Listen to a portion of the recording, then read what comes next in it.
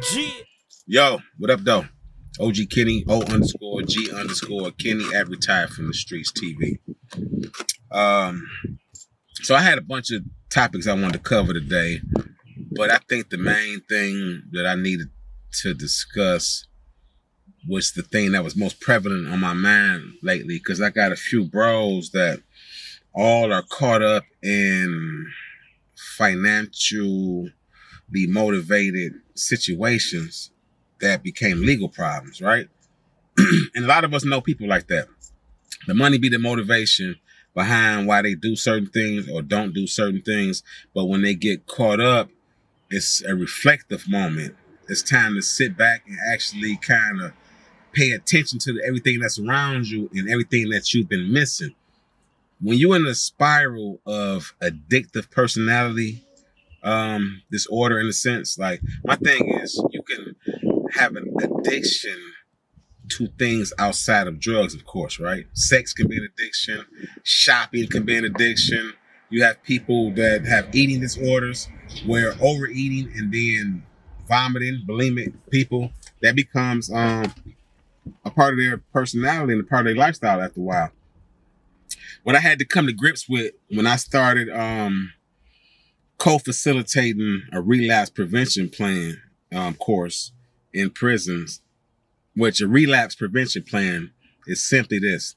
It's a plan of action that you put together either by yourself or with a facilitator or in a group setting that details an educational plan, a plan for employment, a social agenda as far as the things you're going to do when you get bored.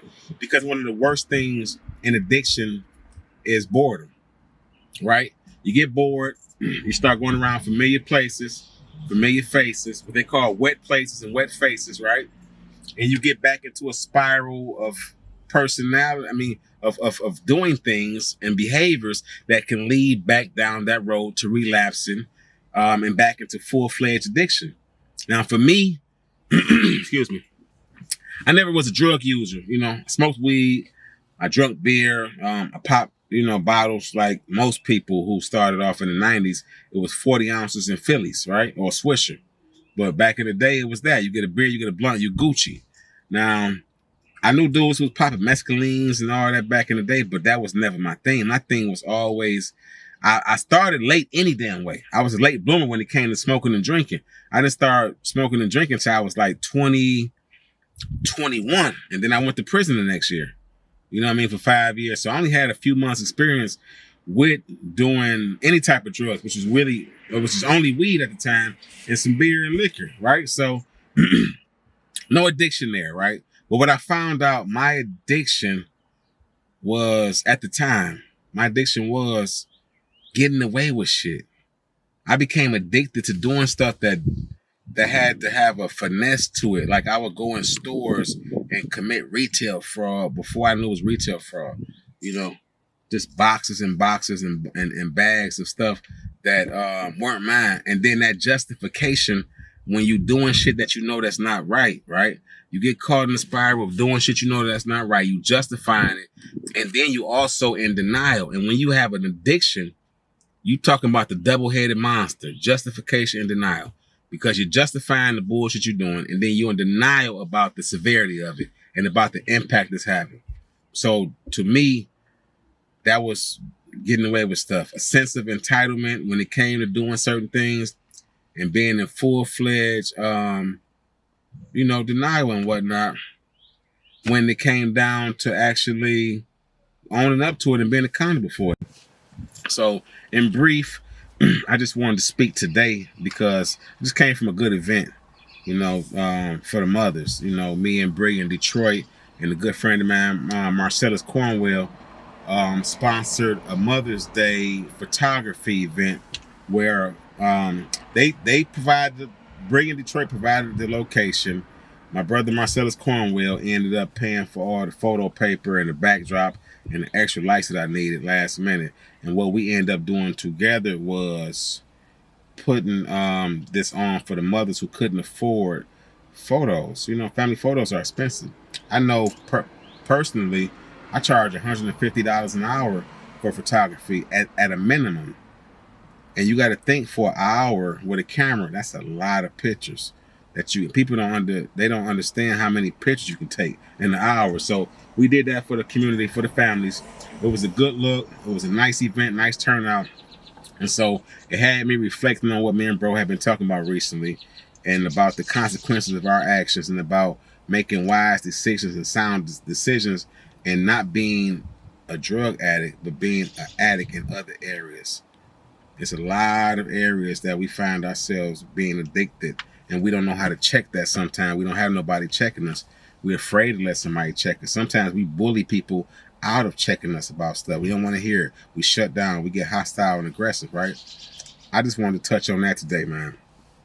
Any of y'all out there who may have been struggling with drugs, may still be struggling with drugs, know that you're not alone, and that people who don't use drugs, that are around you, who pointing the finger at you and making you feel less than, trust and believe, most of them people probably got something that they are addicted to that's harmful for them in the extreme form and excess, because anything in moderation can be okay, right?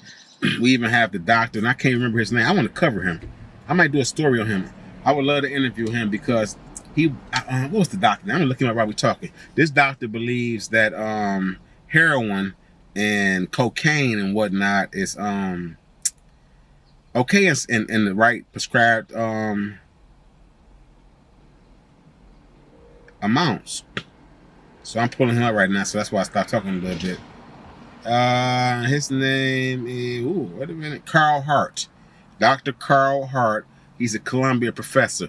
I want to holler at Dr. Carl Hart. I would love to pick his brain about some things in dealing with addiction and drug use, right? And dealing with addiction, period. Addictive personality disorder is real. So that was my whole point in this video. If you got somebody, if it's you yourself, you're struggling with addiction, there's help for that, right? There's help for that. I'm going to drop the National Addiction Hotline in the description or in the video somewhere, so that y'all got at least an outlet to be able to express those type of urges and feelings. Because I know people who are addicted to going in stores and stealing stuff. Pocket full of money. I used to do it. You hear me? $800-900 on me, going out to Myers, stealing shit. Didn't make no sense in the world. But I was addicted to it. I was addicted to going in there, knowing they got all these cameras, knowing they watching me, and still getting away with it, until I got caught one day. Embarrassing. You hear me? One of the most embarrassing moments in my life. The police blazed me. They're like, this don't make no sense. You got a pocket full of money. You standing in the middle of the aisle, stuffing shit in boxes, stuffing stuff in the sleeve of your coat and whatnot. Foolish. I'm trying to tell y'all, listen, I've been a fool. I've been a fool, and that's why I talk to y'all about these experiences, because it don't make sense, some of the stuff that we do and put ourselves through subsequently. But I don't want to rant too long. I love y'all, man. Thanks for tuning in again. I'm going to hit y'all tomorrow on Church Crime Sunday with another crazy church crime story. Until then, enjoy the rest of y'all weekend. OG Kenny, O_G_Kenny at Retired from the Streets TV. And I'm out. Loved ones.